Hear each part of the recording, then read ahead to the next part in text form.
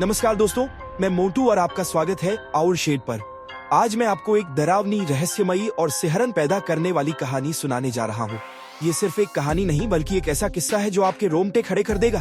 तो अगर आप अकेले हैं तो लाइट जला लीजिए और अगर हिम्मत है तो अंधेरे में बैठकर सुनिए, क्योंकि यह कहानी आपकी रातों की नींद उड़ा सकती है। तो चलिए डर की इस दुनिया में कदम रखते हैं। कहानी शुरू होती है। मैं भी वही पुराने किस्से सुनते हुए बड़ा हुआ जो तुमने सुने हैं। विच हंट, जादू टोना, मासूम औरतों को धर्म के नाम पर जला देना। मेरे पिता इतिहास के बड़े शौकीन थे।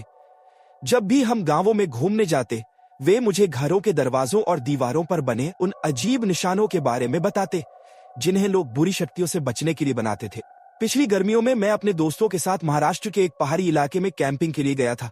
इस घटना के बारे में बताने में मुझे इतने महीने लग गए क्योंकि मैं खुद भी नहीं समझ पा रहा था कि उस रात क्या हुआ था।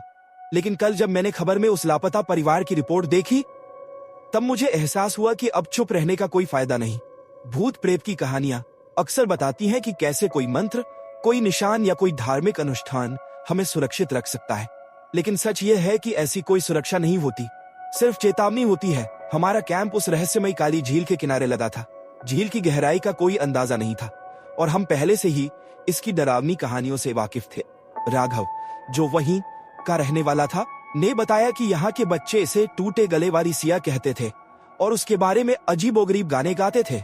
हम सब कार में बैठकर इस पर हंस रहे थे, लेकिन सना चुप थी। वो खिड़की से बाहर देख रही थी, जैसे कुछ सोच रही हो। जब हम वहां पहुंचे तो ये किसी आम कैंपिंग साइट जैसा ही लगा। मैं चाहता कि मैं कह पाता कि वहां पहुंचते ही हमें कोई अजीब एहसास हुआ, लेकिन ऐसा कुछ भी नहीं था। सबसे पहले जो मैंने देखा वह था रंग बिरंगा नक्शा और एक सूचना पट, जिस पर 12 साल से छोटे बच्चों के लिए फ्री पेंटिंग की घोषणा थी। हमें कैबिन 23 में रुकना था। अंदर घुसते ही मुझे पहली बार कुछ अजीब लगा। लकड़ी की फर्श पर सालों की रगड़ के निशान थे। चिमनी की दीवारें काली पड़ी हुई थीं और फर्नीचर अपेक्षाकृत नया था। लेकिन असली अजीब चीज तब दिखी जब मैंने खिड़की के ऊपर गहरे कटे हुए कुछ निशान देखे। वे अजीब आकृतियां थीं, जैसे कोई प्राचीन प्रतीक। ये क्या है? मैंने फुसफुसाया। राघव मेरे पीछे खड़ा था। उसने ध्यान से देखा और बोला, शायद पुराने जमाने के सुरक्षा चिन्ह है।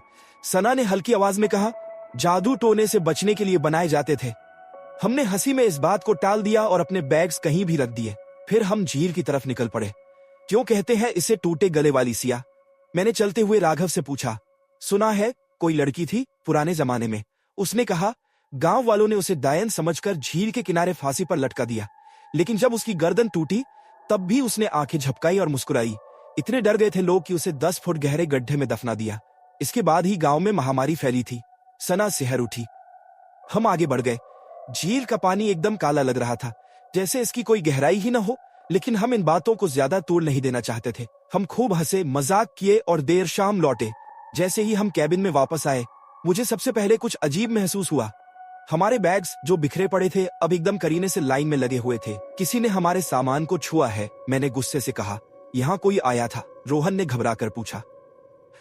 राघव ने अपना बैग खोला और अचानक ही उसका चेहरा बिगड़ गया।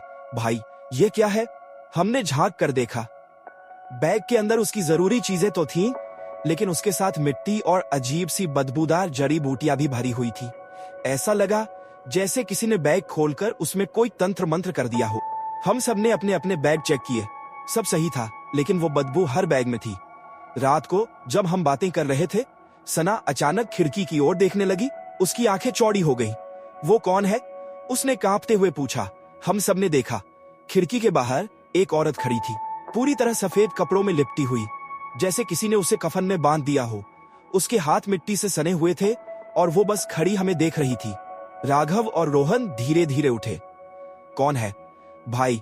राघव ने हिम्मत जुटाकर खिड़की के पास जाकर कहा।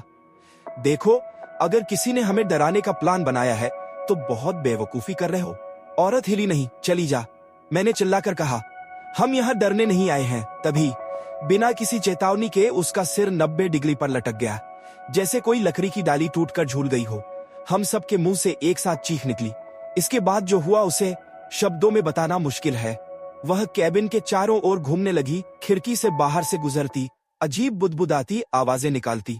वह कोई प्राचीन भाषा में मंत्र पढ़ रही थी जिसे हम समझ नहीं पा रहे थे।